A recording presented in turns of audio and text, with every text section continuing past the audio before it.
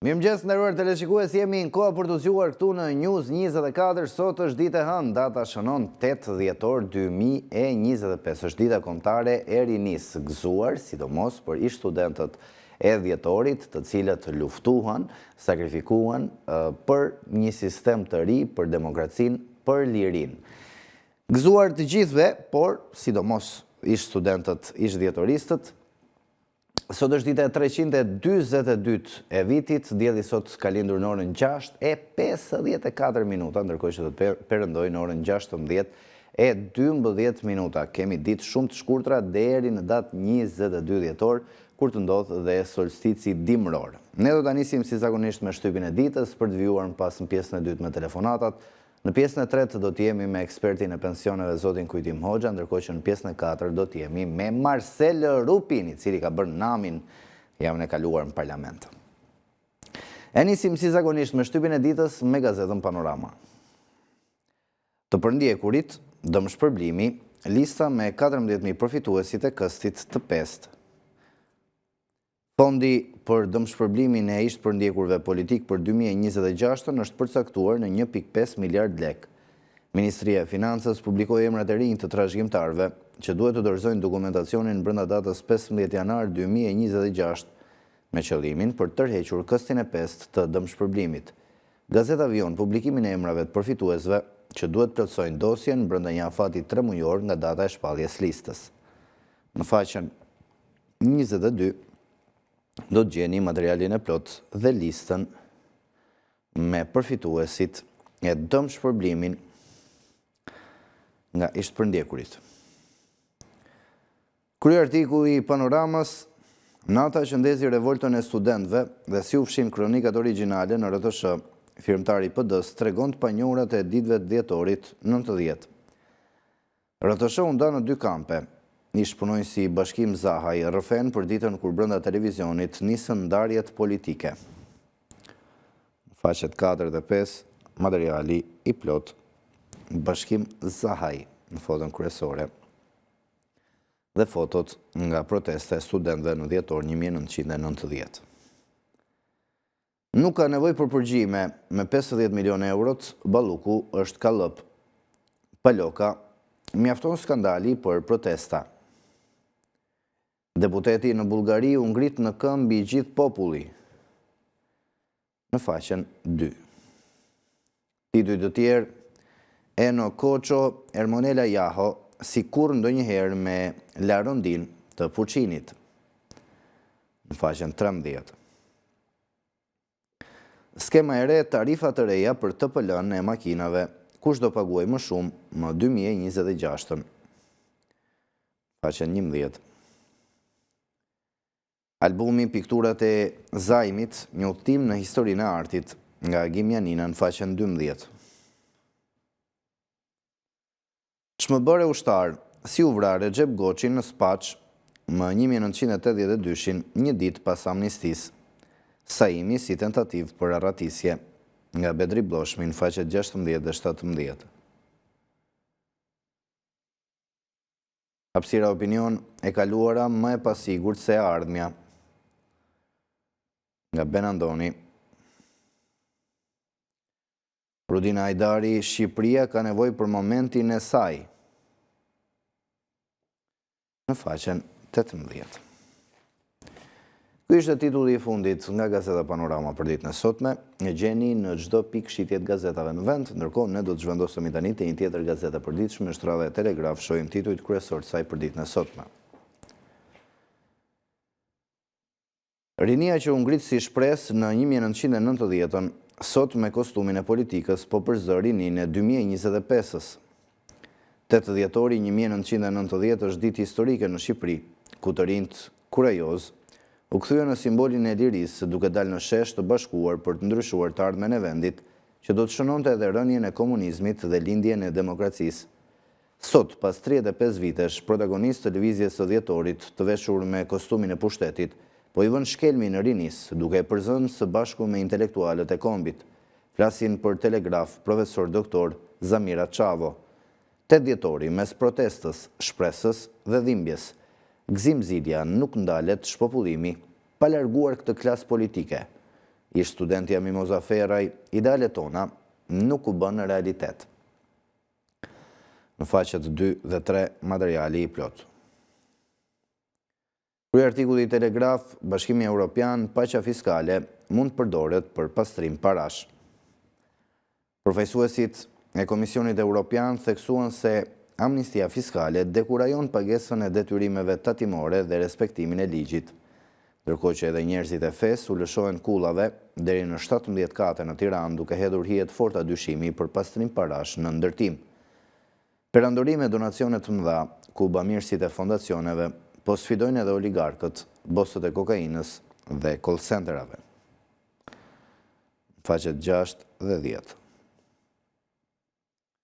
Tituj të tjerë nga Telegraf speciale, Cafo Boga, si u hoq Butrinti nga duart e publikut për të dominuar nga struktura private që shmangë dhe origjinën ilire. Unioni Ndërkombëtar, IDU rekomandime për SBA dhe BE, Shqipëria rrezikon të zhytet në një sistem të përhershëm narko-autoritar. Frank Shkreli, ish drejtori VOA-s, një reflektim personal në 10 vjetorin e kalimit në amshim të Imzotë Rok Mirditës, krye i peshkvit Tiranë-Durrës. Në faqen 13. Politik, kryeministri Rama, Shqipëria u çmua sërish për rolin rajonal në samitin Koha për të vendosur për Europën 2025. Ministri Aspiro Pali, vendimi që Belgjika dhe Danimarka do hapin ambasada në Tiranë pasqyron progresin drejt Bashkimit Evropian. Ministri Malaj me homologun e Katarit, prioritet rrisit ekonomike. Korrupsioni galopant. Mogherini u ndalua për korrupsion, si u favorizua në Shqipëri me 21 milion euro kontrata që i kaloi kompanisë Fusha. Unaza e Burrelit qahet, Leni ING dhe Angerba SHPK marrin lekët. Elbasani mbulohet nga tymi toksik i kurumit, qytetarët alarmohen. Dosier dhe histori, Bujar Kote, si e gjirova grevën e urisë së studentëve, përplasjet PPSH-PD dhe tensioni pas rrëzimit të Enver Hoxhës. Bashkim Koçi, Maliq Skrapari, patrioti që u pagëzua nga Ismail Qemali. Këto ishin titujt kryesore dhe nga gazeta Telegraf për ditën e sotme. Ne do të zhvendosemi tani te një tjetër gazete përditshme, është radha e ditës. Shohim titujt kryesor të saj për këtë të hënë 8 dhjetor 2025. Saliu, Saliani dhe Sahati. Dy analiza mbi atë që po ndodh në Partinë Demokratike. A ka kjo parti kapacitet prodhoj një elitë të re apo kulturë të re politike? Pse lëvizjet si kjo e fundit janë simptome krizës pakthim dhe jo zgjidhje saj? Në faqet 2 dhe 3. Krye artikulli i ditës vjen nga Adrian Thano, Robert Ndrenika, I Urti dhe Paraja. Shënim pas një reflektimi të hidhur mbi skamin dhe fjalën nga një artist i madh, i cili ka jetuar kohët e djeshme të vështira dhe këto të sotmet e pështira.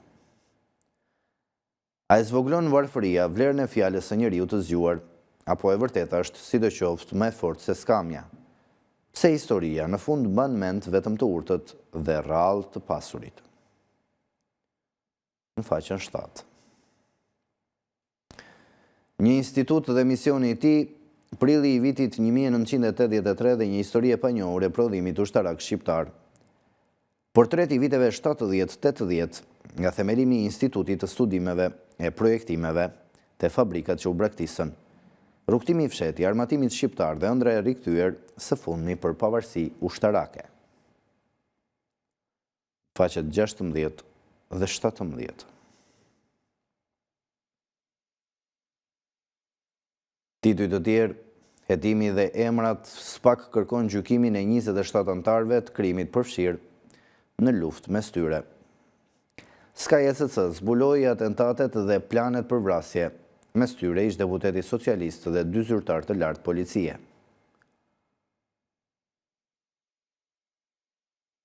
Në brendësi debati për fen mes Qoses dhe Kadares,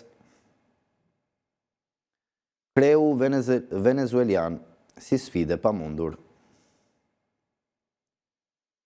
Rubrika e shëndetit, një lloj i rrallë, kanceri që po shfaqet tek të rinjt, ka habitur ekspertët. Organi sa një gisht që varet nga trakti ynë tretës dhe për të cilin pakush mendon. Inteligjenca artificiale e aftë për pandemi, një pyetje që ngrihet në faqen 20. A bën mirë kafeja në gota kartoni, ves apo dobi? Në faqen 21.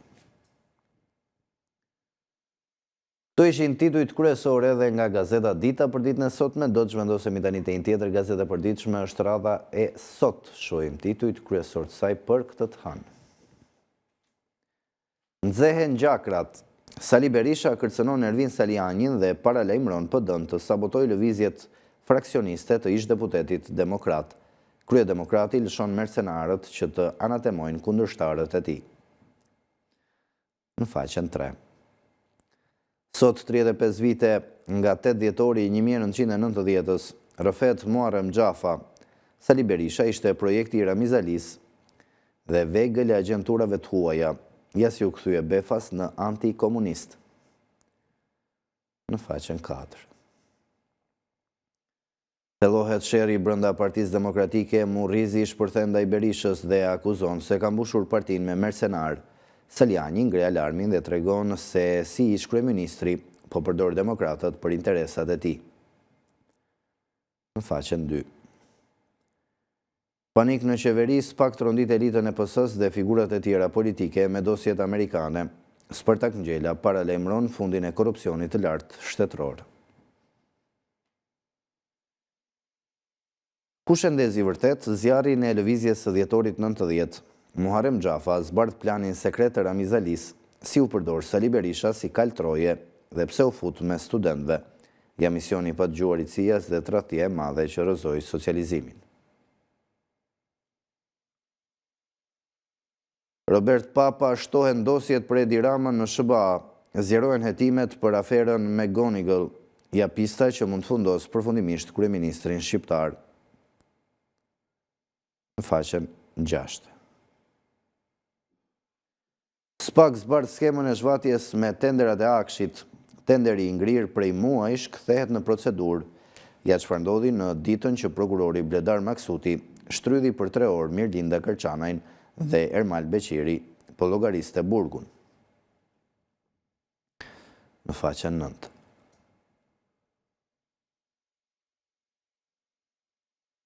Titujt të tjerë.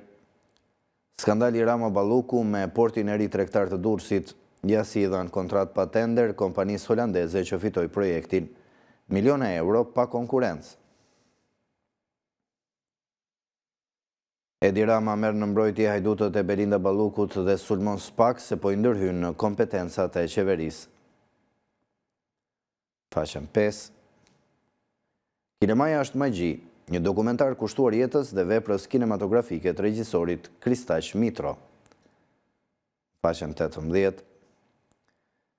Deri i kombit, Faruk Kalleshi feston 80 vjetorin dhe nderohet si hero i paqes botërore. Në faqen 20. Këto ishin titujt kryesor nga Gazeta Sot për ditën e sotme. Ne do të vijojmë tani me një tjetër gazetë të përditshme, bëhet fjalë për të përditshmen më të madhe sportive në vend, Panorama Sport. Shohim titujt kryesor të saj për ditën e sotme. Elbasani synon arratisjen, Vllaznia kërkon ringjalljen. Verdheblut dhe kuqeblut në sfidën vendimtare për kreun e kategorisë superiore. Në Shkodër mbyllin gojën Gvozdenovic, do të marrim maksimumin. Në faqet 6 dhe 7, materiali i plot.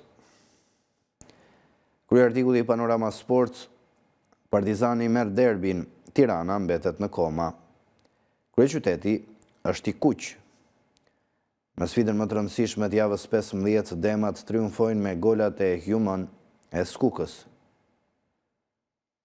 Përballja e djeshme nuk pati histori, të kuqt dominuan ndërsa bardhëblut nuk ekzistoni në fushën e lojës.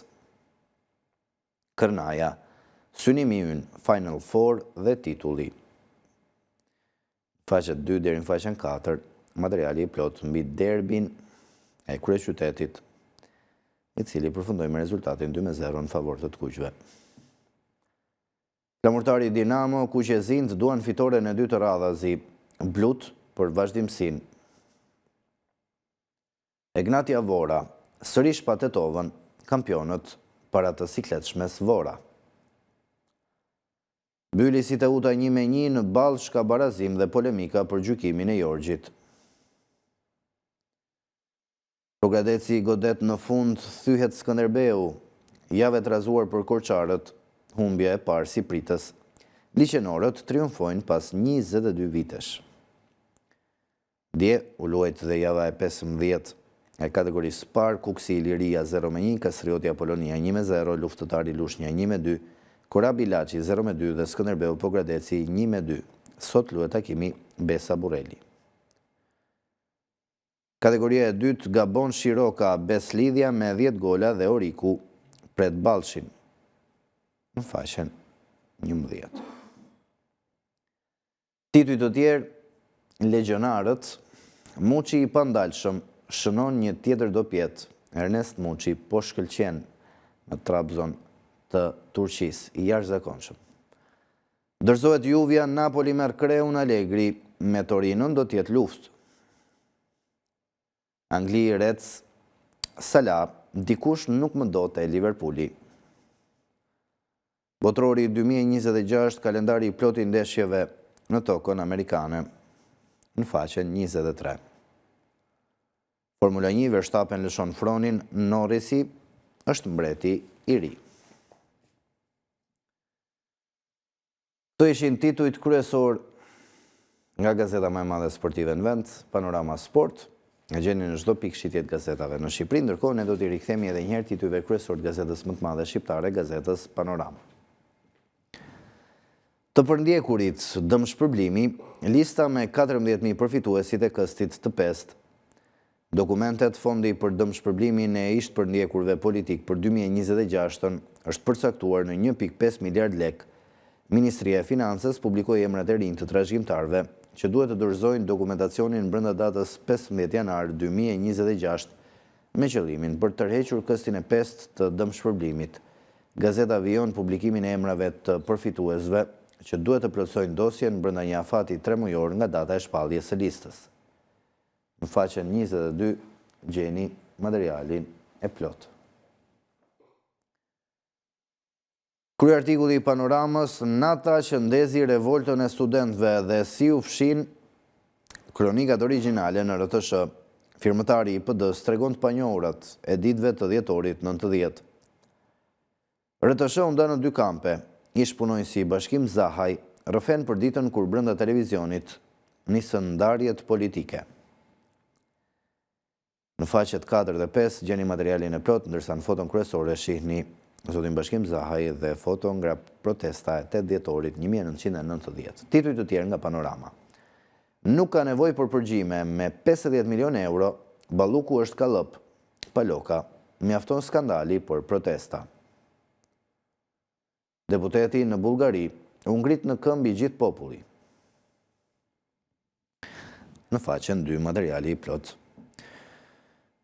Ermonela Jaho si kur ndonjëherë me La Rondin të Puçinit.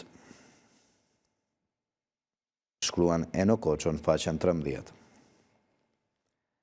Skema e re, tarifat e reja për TPL-n e makinave, kush do paguaj më shumë më 2026 në faqen 11. Albumi Pikturat e Zajmit, një udhtim në historinë e artit, nga Gimjanina në faqen 12. Çmëbër e ushtar, si u vra Recep Goçi në Spaç më 1982, një ditë pas amnistisë, Saimi si tentativë për arratisje, nga Bedri Bloshmi në faqet 16 dhe 17. Shohim dhe hapësirën opinion. Benandoni shkruan e kaluara më e pasigurt se e ardhmja. Opinioni i fundit, njëkohësisht dhe titulli i fundit nga gazeta Panorama për ditën e sotme vjen nga Rudina Hajdari, Shqipëria ka nevojë për momentin e saj. Këto ishin titujt kryesor nga Gazeta Panorama për ditën e sotme. Gjeni në çdo pikë shitjet gazetave në vend bashkë me listën për të përndjekurit kush përfiton dëmshpërblimin. Ne do të shkëputemi për një hapësirë publicitare, do të rikthehemi sërish pas pak me telefonatët.